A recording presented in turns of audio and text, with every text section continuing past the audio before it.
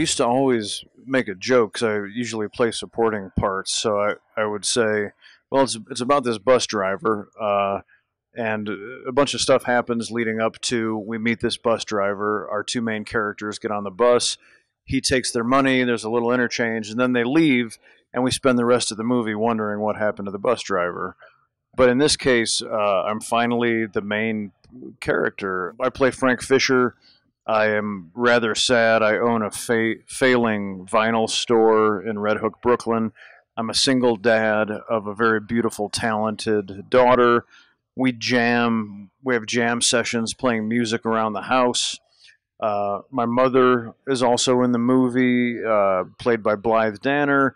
And we have a relationship that's becoming strained because she's starting to show signs of dementia a little bit. My daughter's being raised by me alone because we lost my wife 11 years ago in a bicycle accident.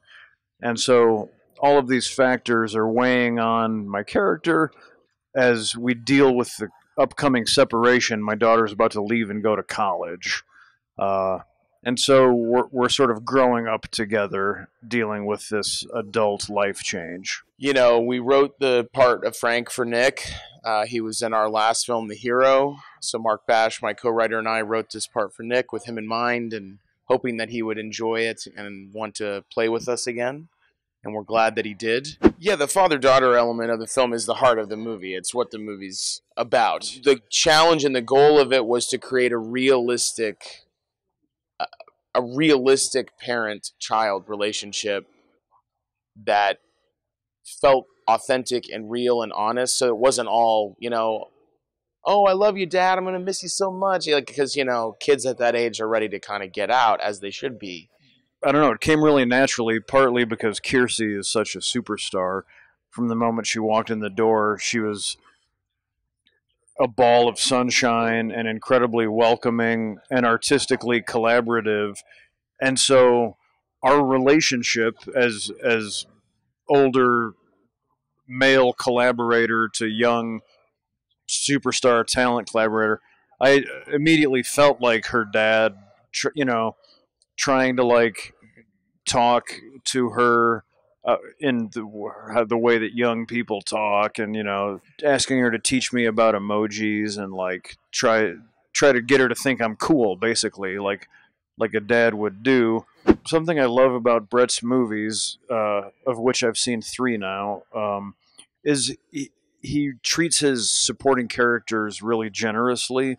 So he doesn't just write a bus driver with a couple lines. Everybody has something to chew on, And so when you do that, when you write real fleshed out characters, then you can get talent of that level to show up. And so a lot of the movie is 2-person scenes. So you look at the day's schedule and you get to sit and do scenes with Blythe Danner or Ted Danson. And all day long. And so it's just absolutely joyful. And, it keeps you on your game. You make sure you do your homework and make sure you're up to snuff because you're getting in the ring with masters.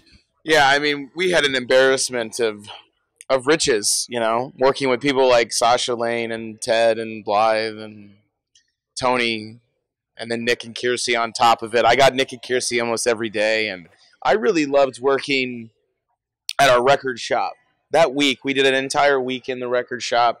It was my birthday week. We celebrated my birthday. It was the first time as a director. It was my favorite birthday ever because I was working. I was on set, having the best time.